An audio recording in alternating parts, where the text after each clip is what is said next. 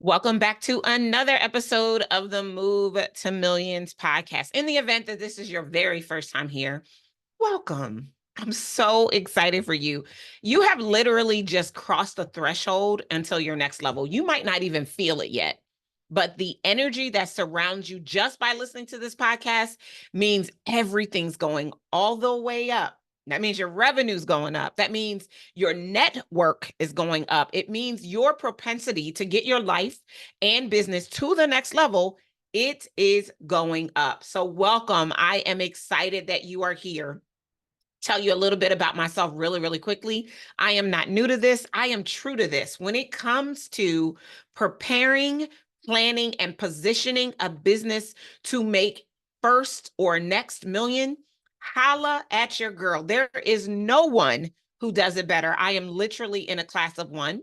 And our Move to Millions methodology. There's a whole episode on this podcast that will walk you through it, as well as if you've heard of, read, or gotten a copy of my book, Move to Millions, the proven framework to become $1 million CEO with grace and ease and hustle and grind. That is the backdrop that I supplement and support each week on this powerful podcast.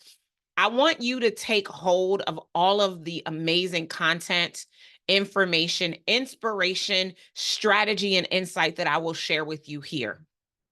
It is designed to support and supplement what you are currently doing right now to get to the $1 million milestone. My belief is that if you did not come from millions, millions should come from you. And God created entrepreneurship, your business, to facilitate an environment for you to generate millions of dollars to be able to create a financial legacy. That's right. Legacy is financial. Listen, pass down your recipes.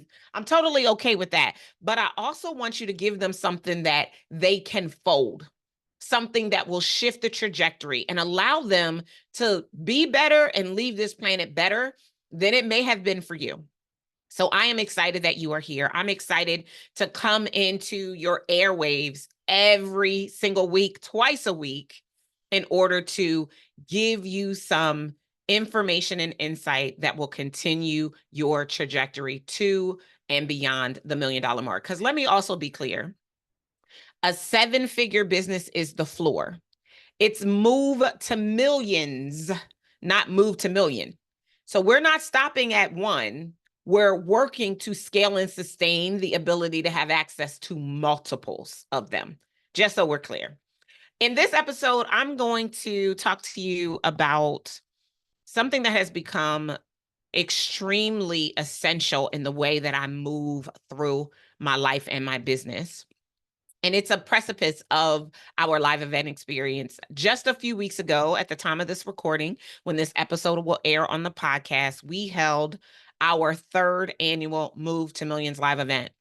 Our theme was Power to Create. And when I first created the theme, I thought it was just a play on Deuteronomy 8:18, for it is the Lord your God who has given you the power to create wealth. That's what I thought. But what God started to unearth for me was so much more than that. And the culmination of the experience over the 3.5 days that we were met with hundreds of entrepreneurs and small business owners who understand that they don't have to choose, that they can love God and they can make millions of dollars in their business. And they want to be in a community that has a proven track record to help them to set the foundation that will make it possible. The Move to Millions live event room is very vast and unique because we attract business owners who are already doing 6, 7, 8, and on the verge of getting to 9 figures all in the same space, which is phenomenal.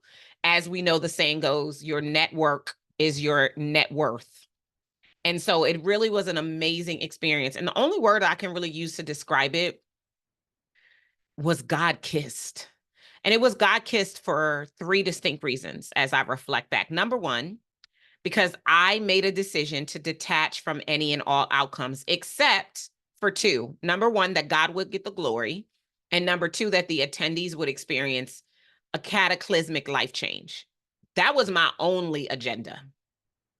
And we were able to do that, as evidenced by the hundreds of people in the room expressing that to us over and over and over and over. getting to the point where I could be detached from the outcome has been a journey in and of itself.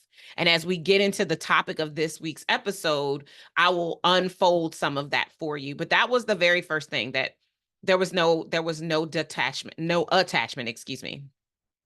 Secondly, I didn't set a goal. Now, my business runs on a business model that includes holding annual and semi-annual enrollment events. So we bring people together, treat them to an amazing experience, and then we offer them the opportunity to come and work with us in our programs. That's our business model. No secret, no surprise there. And although that is our business model, a few years ago, I stopped setting goals for the live event experience. I wanted to get out of the energy of chasing money or only doing it for the money. And instead, I wanted to focus on really creating an environment to operate in my purpose and to serve people fully, regardless of the outcome. Now, a few things have to be done in order for that to happen. Number one, for us to curate the type of experience we curate, we have to make sure that we price it correctly, right? So that we can at least have the experience happen. We also have to, as Stephen Covey would say, we have to begin with the end in mind. We have to think about the end. The Bible says, think about what the end is going to be and run on, right? And we would have to do that at the onset of planning the live event experience. And we did. Our team does an amazing job of helping to facilitate an environment for this. And then the third thing is that I would have to be completely confident and sold out on my gifts, my purpose, my abundance quotient in order to create an environment for other people to see themselves inside of my solution and make a decision to come. And so all those things were true. And they were all true because I decided approximately a year ago, maybe a little bit longer than that I was going to consciously do the work to shift out of my lack nature and instead to show up consistently in my abundant nature. So in this episode, we are going to get into a question I want you to learn how to ask yourself early and often, and that is, what would abundance do? You remember those "What Would Jesus Do" bracelets? Like, for those of you who will see the video version of this episode, I literally have a bracelet that I wear that we gave to every attendee at Move to Millions that says, "What would abundance do?" That's what it says on the outside. And then on the inside, it says, "Abundance would make millions move." Why did I do this? Because I remember when WWJD was a thing.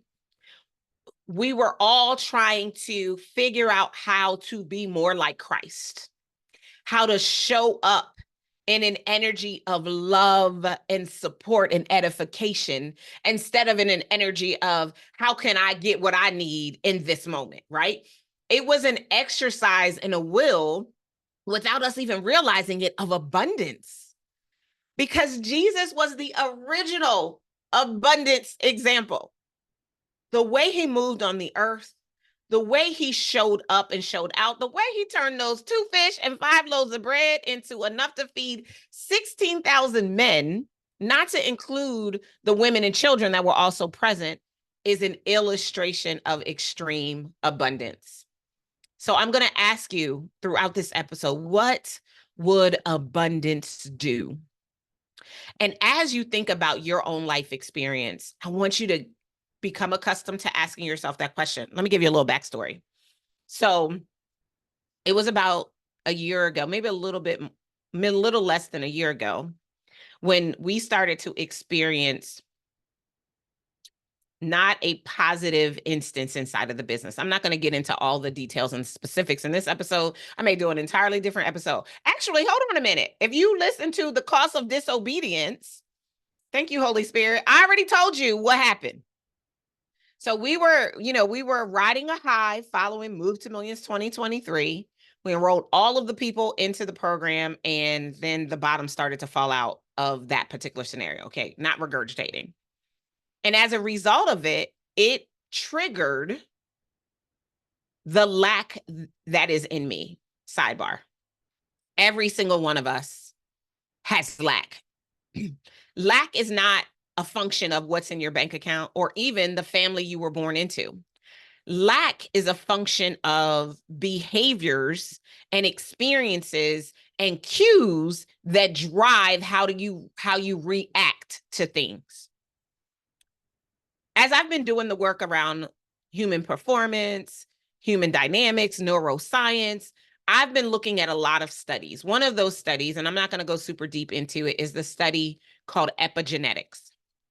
Epigenetics basically allows us to look at our genetic makeup generations ahead behind us, right? So what your mother and your father, your grandfathers and your grandmothers, your great grandmothers and your great grandfathers, those things that they did create in you genetically traits and lack that you may not even be privy to that actually exist in your life experience. You've probably, because if you're an OG listener, especially if this is your first time here, this might be your first time hearing me tell this particular story. But if you've been here for a while, you probably have heard me share this story that I say all the time when I'm speaking to illustrate the point of what we do subconsciously. Because we have two parts of our mind, our conscious mind and our subconscious mind.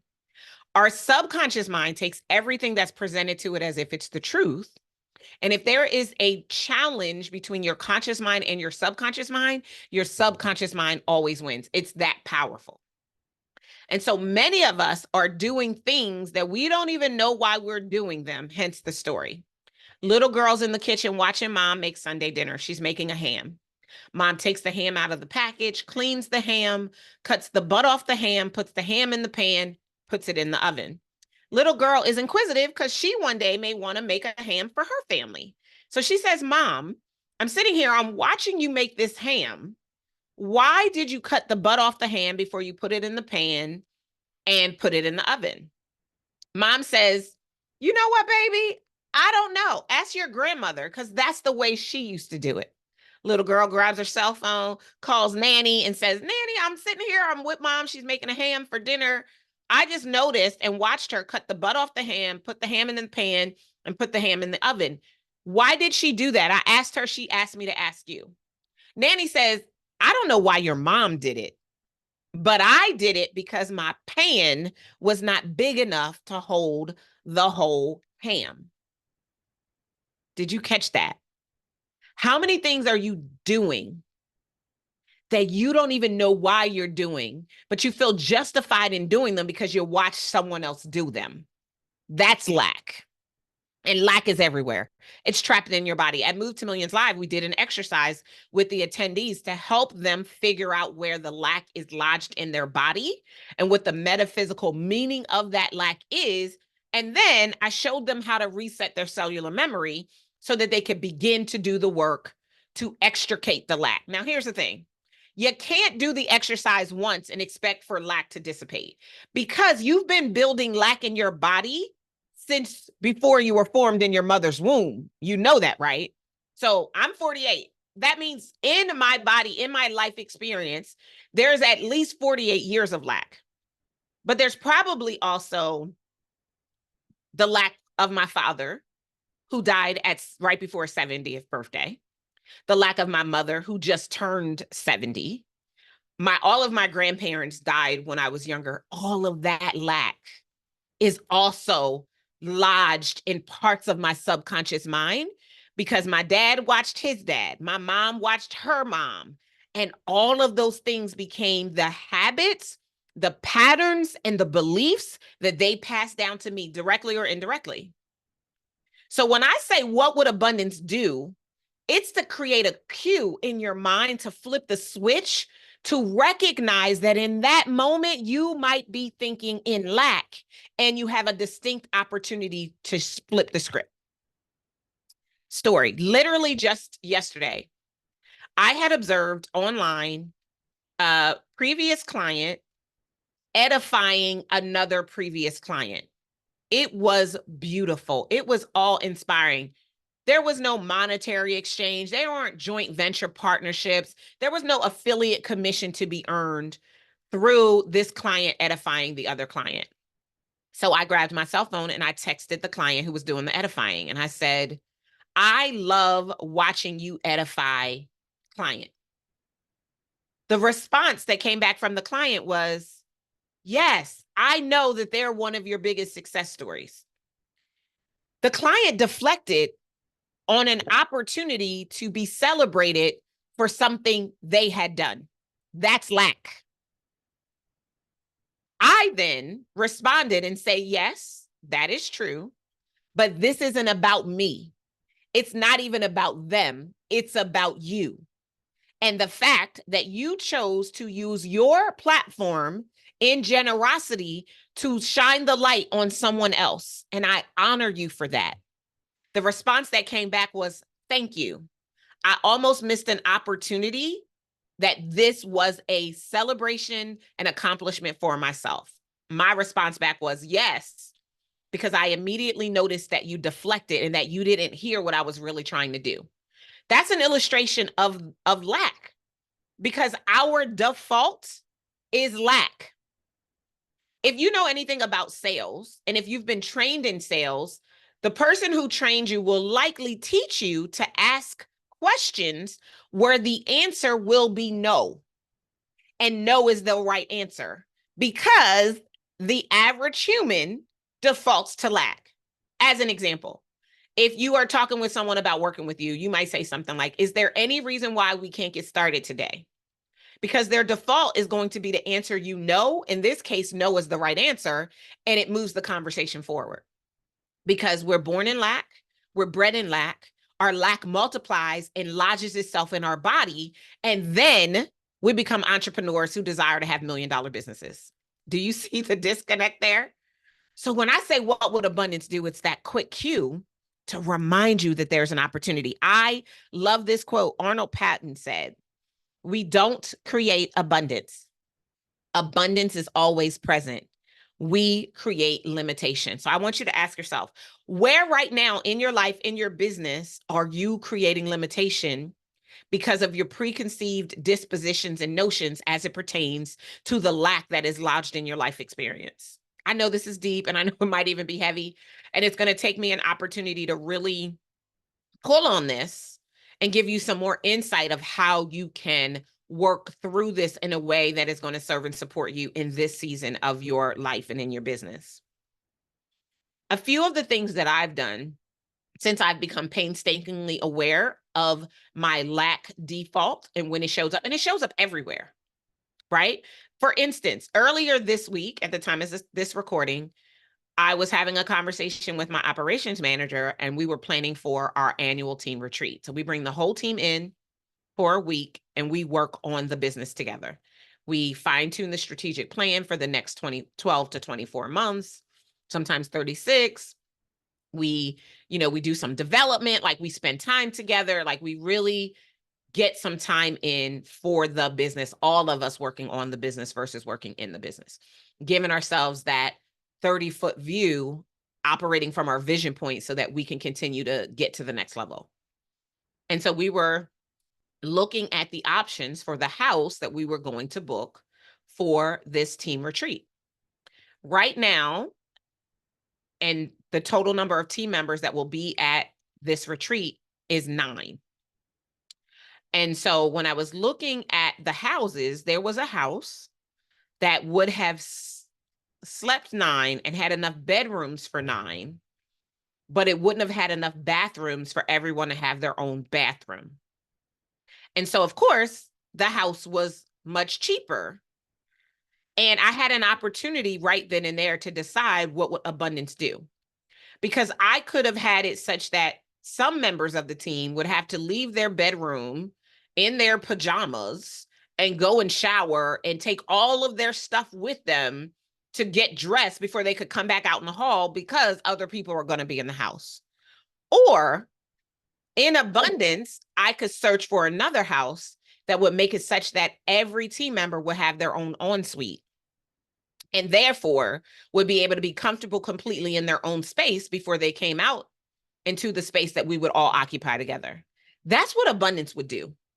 Now, you could argue, and you wouldn't be wrong to argue, but what was the budget?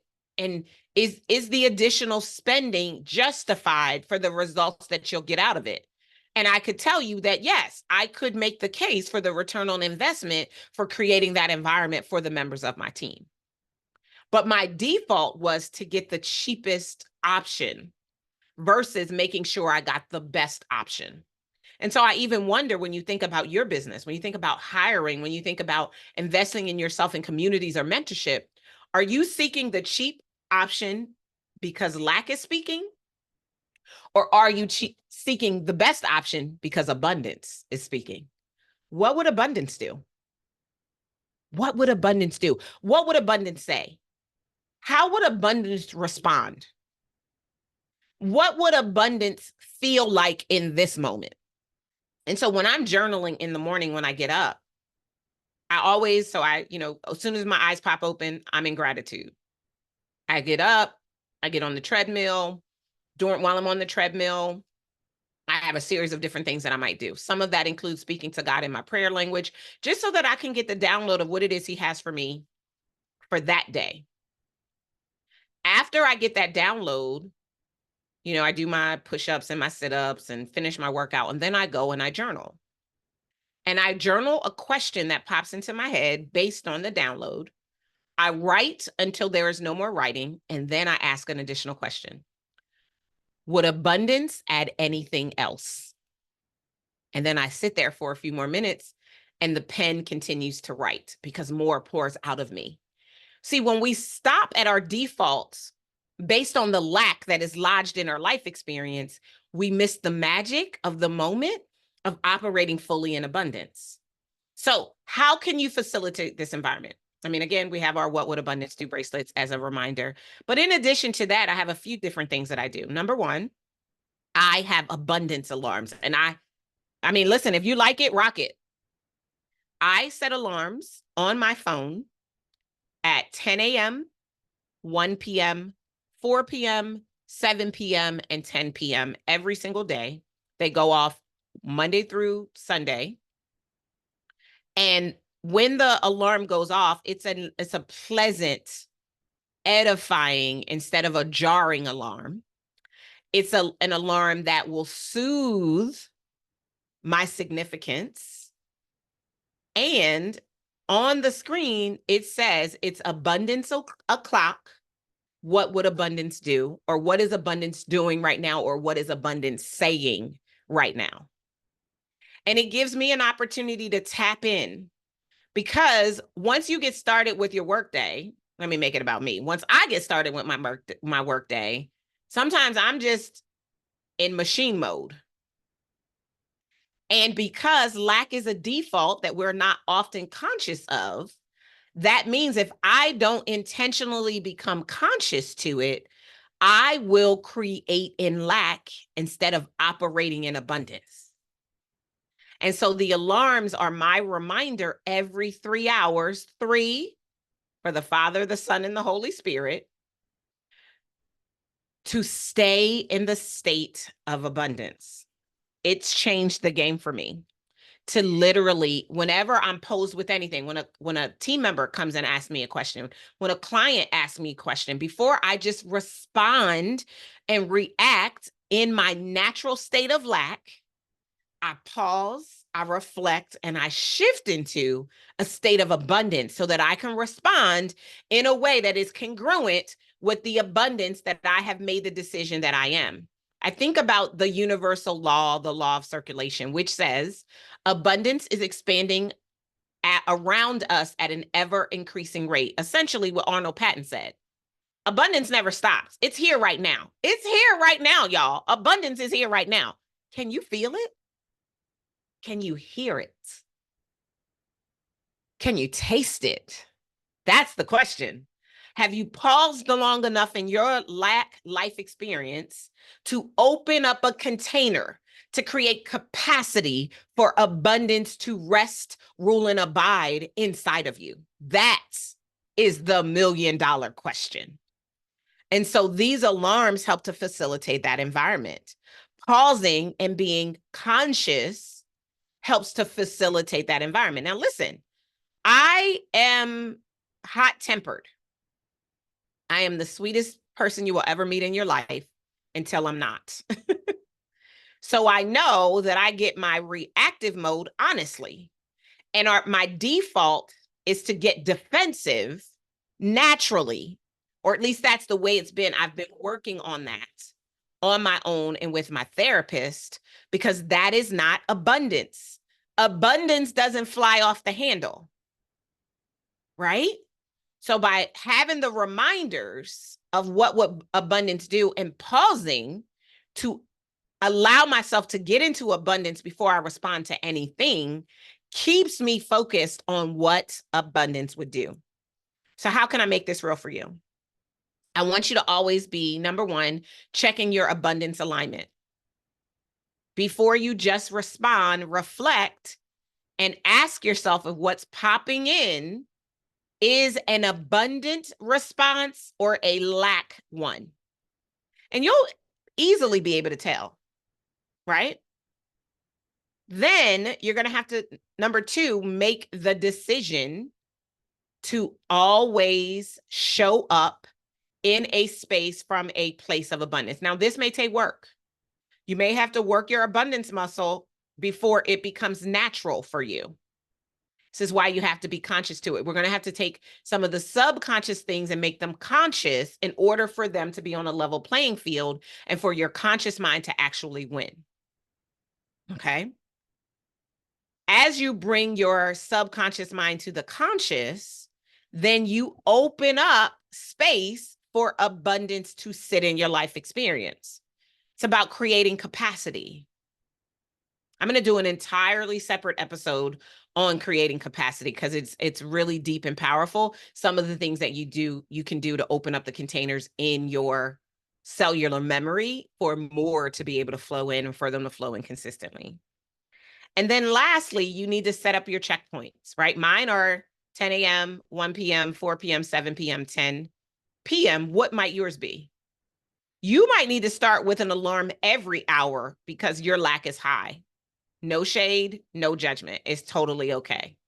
And then eventually, as it becomes accustomed and it becomes normalized for you, you can go to an alarm every 2 hours, then every 3 hours. And then maybe you could get to every 4 hours or once a day. Maybe your morning meditation can be enough to get you to stay in the state of abundance. Only you'll be able to judge that over time. So set up your checkpoints to keep you thinking, moving, acting, and responding as abundance. And then I want you to affirm over yourself, I am abundance. As often as you can, I am abundance. I am abundance. And as you say it, pause and see if it shows up anywhere in your body. Let me demonstrate. I am abundance. I'm clear as a whistle. There's no tension anywhere in my body as I make that statement. So what that tells me is that I have made my conscious mind and my subconscious mind believe it to be true. Because if you say something consciously, but your subconscious doesn't believe it, it's going to show up in your body. This is how you can check your alignment. This is how you can check your abundance alignment. Isn't this juicy stuff? What would abundance do? What would abundance do? How would abundance respond to everything? Now, sidebar, caveat. Even as you are thinking and operating and moving in abundance, give yourself time to try on what abundance would do. Because it is possible that there are going to be some things you need to shift and change in order to allow that abundance thing to happen in your life experience. Some are going to be easy peasy lemon squeezy. Others are going to take others and other things before it will actually be something that will be completely beneficial. And I don't want you to set yourself up to start writing checks that you can't cash. This is why the practice needs to be perpetual and over time. No one goes to bed a blunder and wakes up a wonder. So you're not going to wake up tomorrow and all of a sudden you're abundance. Start thinking it. Start being conscious to it. Start asking yourself, what would abundance do? And do that, be that. It's going to get easier over time, and it's going to create an environment where it eventually becomes second nature and it is normalized for you. That is the day I can't wait for us to have a conversation when you are literally abundance personified. Oh, it's going to be so juicy good. For now, keep asking yourself, what would abundance do? And I'll see you guys next time. Take care.